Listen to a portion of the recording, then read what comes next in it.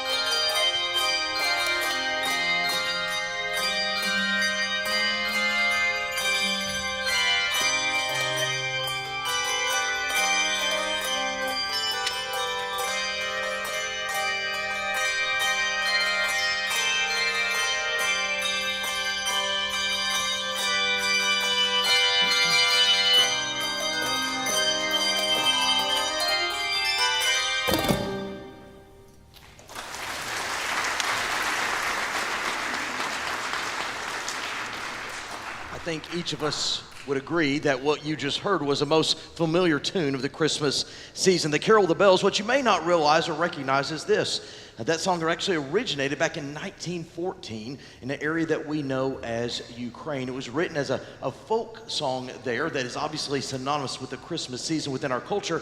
However, the arrangement that we just heard actually originated from the great state of Colorado by a man by the name of Kevin McChisney, who's the director of the Pikes Peaks Ringers. The next song is entitled The West Indies Carol. It's also known by another name as Mary's Little Boy Child. It was written by Chester Harrison in 1956 and has somewhat of a calypso motif. It was first made popular by someone I know many of you will recognize, a man by the name of Harry Belafonte. The arranger, Miss Sandra Tucker, was actually a bell director from Houston, Texas.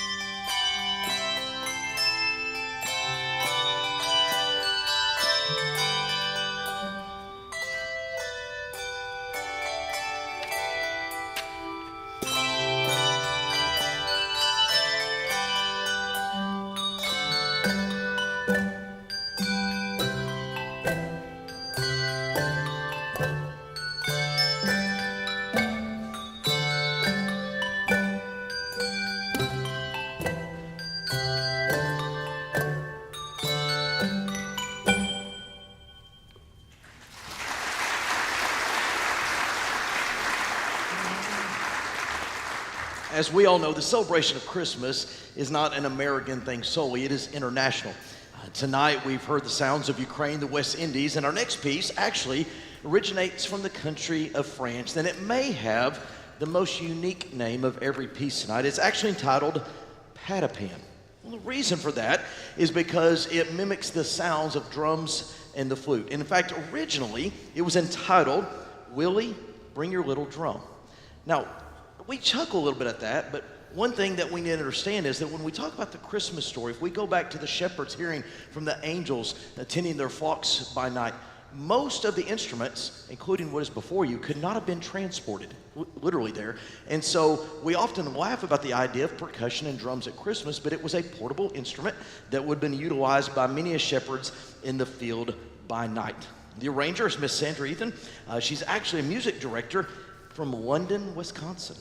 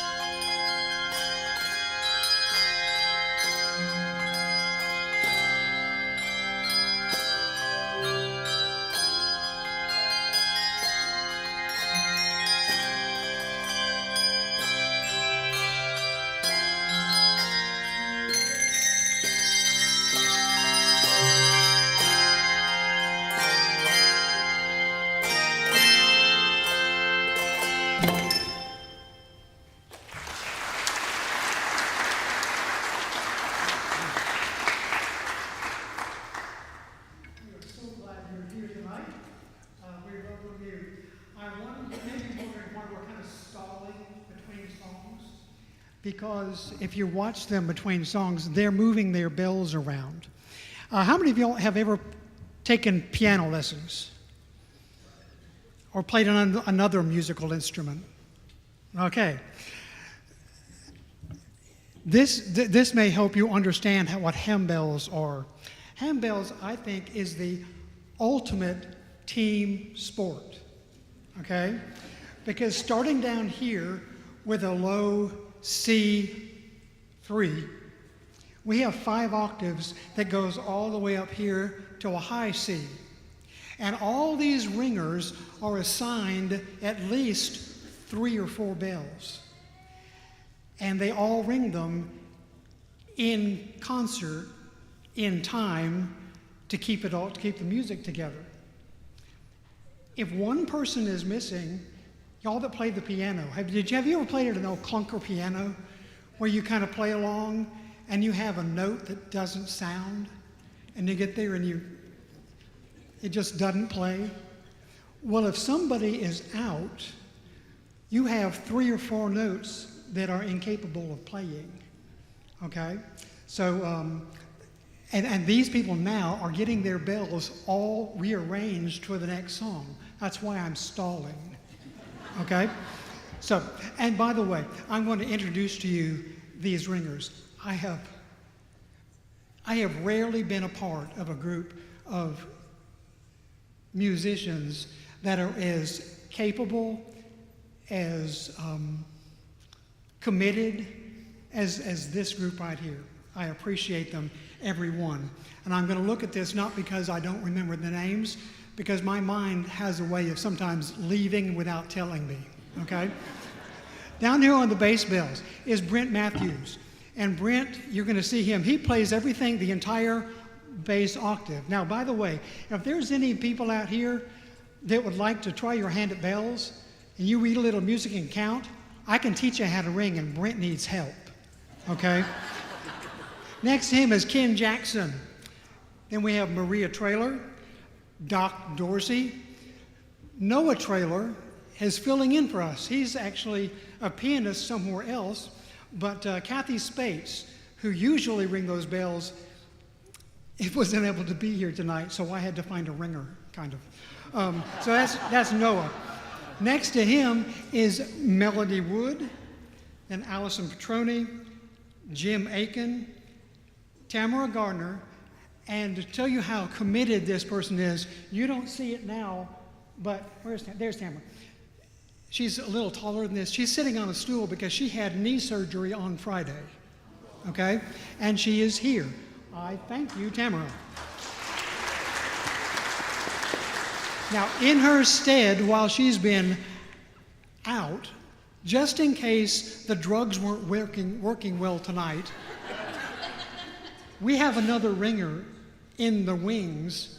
Teresa Ryan is a very capable musician that has been filling in for her for the last 3 or 4 weeks, learning all her parts so that she could step in case Tamara falls out, okay? But so far, she's looking good. There she is over there, Teresa, thank you so much. Then our newest ringer is Callie Letson. Callie's been ringing with us for how many months? Like 9 months, maybe? Then Terry Dukes, Jennifer Margison, Natalie Holberg, and Andrea Corbett. Now you're going to notice these 2 ladies up here. Show them how you normally ring. Okay? And that's not all the bells that they're assigned.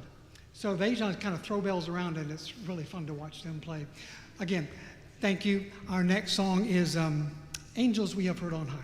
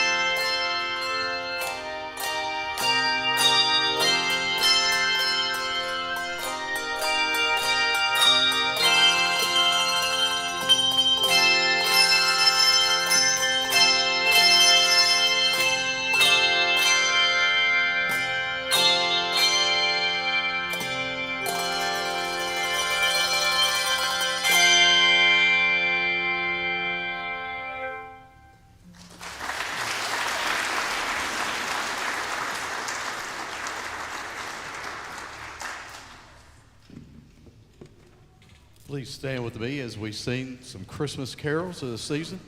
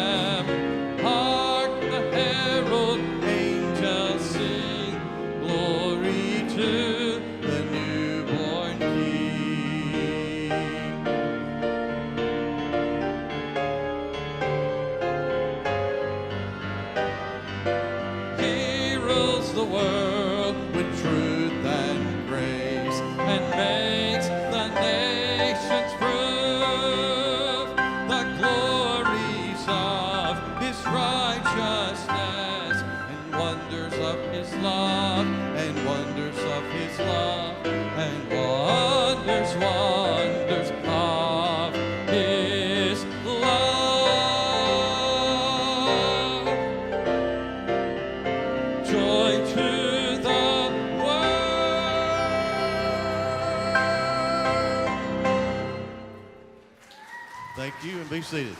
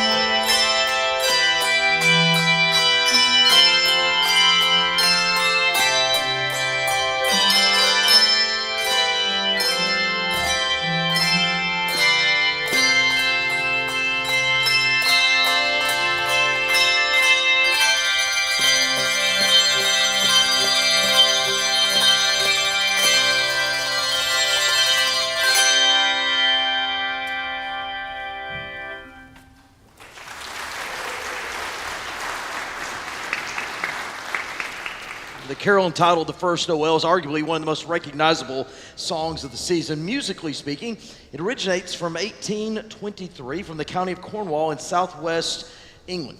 And as we know, in the last 250 plus years, the word Noel has become a synonym for Christmas. The first Noel, the first Christmas. However, long before it was a song, it was a phrase, it was a statement, the Noel. And I'm going to be pastorally honest with you this evening. There's nobody who actually knows what the word Noel means. However, the oldest etymology of Noel is a Danish term, which actually is a phraseology of happy birthday. And so when we say the first Noel, if we're going to be literal and technical, we're saying the first happy birthday, which makes perfect sense at the Christmas season. But to make the synonym Christmas with Noel is perfectly fitting, particularly musically. Now that song was arranged for the bells by Miss Kathy Mokelburst of Brookings, South Dakota. Why is that important? Because after 40 years of arranging music for the bells, there are over 500 pieces attributed to her work. Well, we've traveled the world internationally with the bells, and our next stop is in the good old US of A. One of the newest songs, that which is called Mary, Did You Know? Composed by or written by Mark Lowry and Buddy Green from what we know as the Gaither Vocal Band. It is a modern Christmas classic, which tells the story of the birth of Jesus from the perspective of Mary. And it asks the question, did she know the events that were to come in the days of his life and eventually his death and his resurrection? This bell arrangement comes from Miss Anna Laura Page, a widely published composer, originally from Louisville, Kentucky, and now she resides in Sherman, Texas.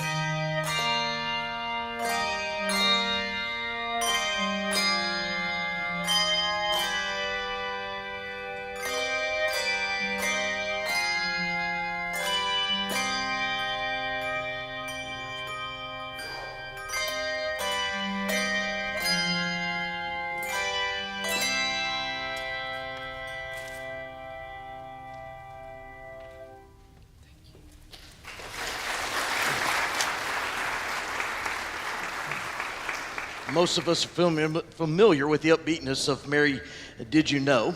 But that transitioned to a piece entitled The Coventry Carol. If you notice, that last piece had somewhat of a somber feel to it because it's a musical arrangement regarding the Christmas story that we often do not write carols regarding. You think most of the Christmas music involves peace and joy and excitement and anticipation. Well, what we know is the Coventry Carol. It's actually a ballad from the 16th century regarding, for lack of better terms, a lullaby that would have been sung by the moms who lost their babies at the wrath of Herod over Christ being born.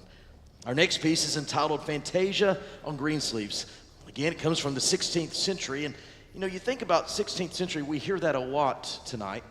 What we know is the celebration of Christmas really started in what we know the Western world in about the 12th century, but musically speaking, it actually began right after what we know as the Protestant Reformation. The song was written by Ralph Vaughan Williams. It was written not only for an orchestra and tonight the bells, but also for the flute. And so Miss Hope Beam is going to be joining the Ringers on flute tonight.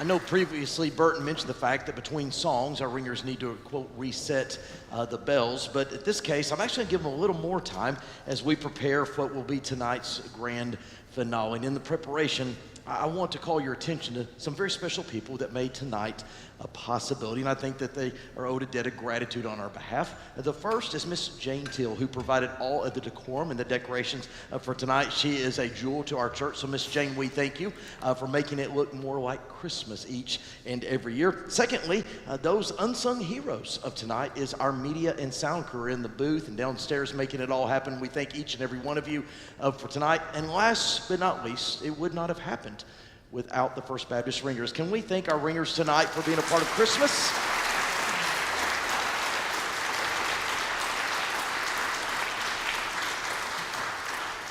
Well, tonight we've made it around the world. We've been in the Ukraine, we've been in the West Indies, we've been in England and a host in a variety of places.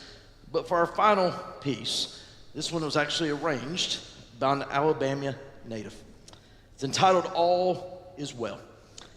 The words were written by contemporary Christian artist Michael W. Smith, but it was arranged by Joel Rainey, a Juilliard-educated Alabama native who's one of the most prolific composers and arrangers of our time. He currently serves as the Minister of Music in Oak Park, Illinois.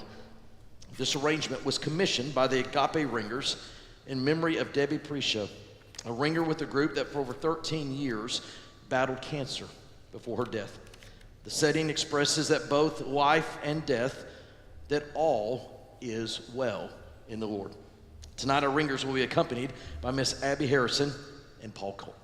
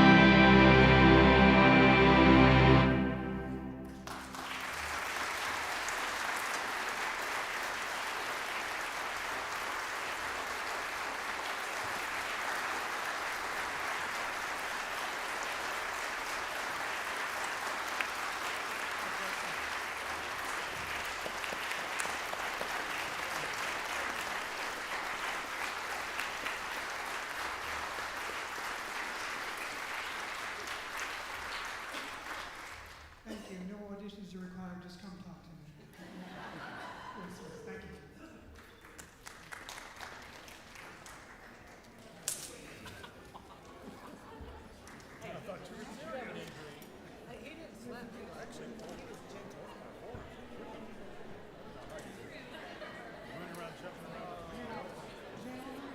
Yes. Any of y'all can help me Yes. tomorrow